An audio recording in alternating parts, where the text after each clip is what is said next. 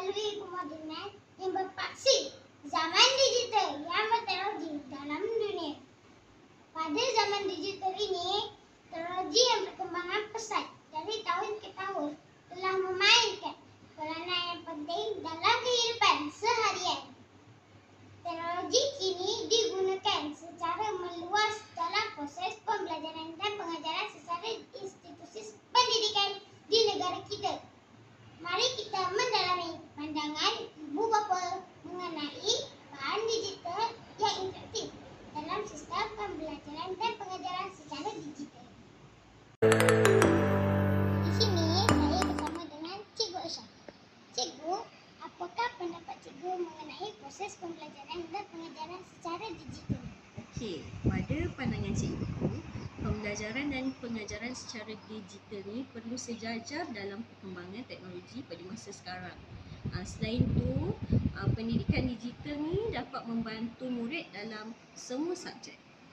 Oh, begitu. Baik cikgu, apakah pandangan cikgu terhadap kebaikan digital kepada murid-murid?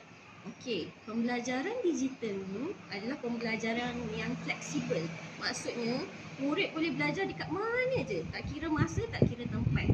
Lepas tu, pembelajaran ni lebih efektif untuk membantu murid dalam pelajaran mereka. Okey, baik cikgu. Cikgu, saya ada satu soalan lagi. Pembekalan bahan digital dapat meningkatkan minat membaca dalam kalangan murid. Pada pandangan cikgu, pembelajaran secara digital dapat meningkatkan minat murid dan perkembangan murid jika digunakan dengan cara yang betul. Okey cikgu, terima kasih. Sama. Ini saya bersama dengan seorang ibu, iaitu Puan Hafiz. Puan, apakah pendapat Puan tentang bahan digital? Bahan digital, pada pendapat saya, bahan digital ni dia ada kebaikan dan keburukannya. Kebaikan tu, kebaikan bahan digital itu, bahan digital ni kita lebih mudah nak akses, efektif punya juga. Tapi ada juga keburukannya bahan digital ni.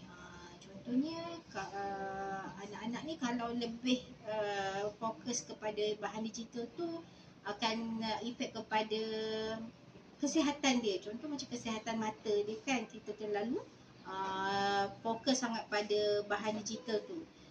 Jadi pada pandangan saya tak salah pun nak gunakan bahan digital ini, tapi sebagai ibu bapa kita perlu pantaulah, pantau kegiatan anak-anak kita semasa menggunakan bahan digital tersebut, supaya anak-anak ni tidaklah terjebak dengan perkara negatif melalui bahan digital ataupun boleh menyebabkan kesihatan mata anak-anak kami ni rosak.